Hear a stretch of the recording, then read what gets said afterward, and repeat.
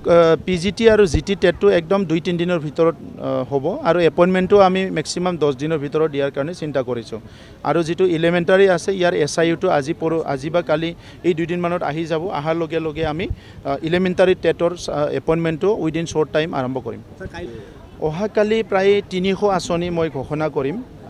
এই আঁচনিখিনি বিভিন্ন অন্তৰ্গাঁথনি আঁচনি, সেই আঁচনিখিনি ৰেডি হ'ল, এপ্ৰুভ হ'ল। গতিকে অহাকালি মই বড়োলেণ্ডৰ 5টা ডিষ্ট্ৰিক্টত বিভিন্ন অঞ্চলত হ'বলগীয়া বিভিন্ন আন্তঃগাঁথনি নিৰ্মাণৰ কাৰ্য এইটো অহাকালি ঘোষণা কৰিম।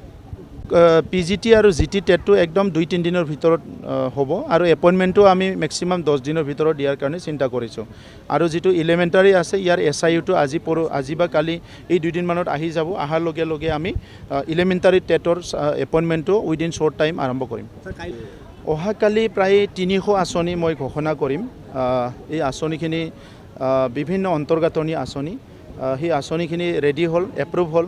গতিকে অহাকালি মই বড়োলেণ্ডৰ 5টা ডিষ্ট্ৰিক্টত বিভিন্ন অঞ্চলত হ'বলগীয়া বিভিন্ন আন্তঃগাঁথনি নিৰ্মাণৰ কাৰ্য এইটো অহাকালি Pgt আৰু Gt টেটটো একদম 2-3 দিনৰ ভিতৰত হ'ব আৰু এপইণ্টমেণ্টটো আমি মেক্সিমাম 10 দিনৰ ভিতৰত দিয়াৰ কাৰণে চিন্তা কৰিছোঁ আৰু যিটো এলিমেণ্টাৰী আছে ইয়াৰ SIU-টো আজি বা কালি এই 2 দিনমানত আহি যাব। অহাৰ লগে লগে আমি এলিমেণ্টাৰী টেটৰ এপইণ্টমেণ্টটো উইদিন শ্বৰ্ট টাইম আৰম্ভ কৰিম।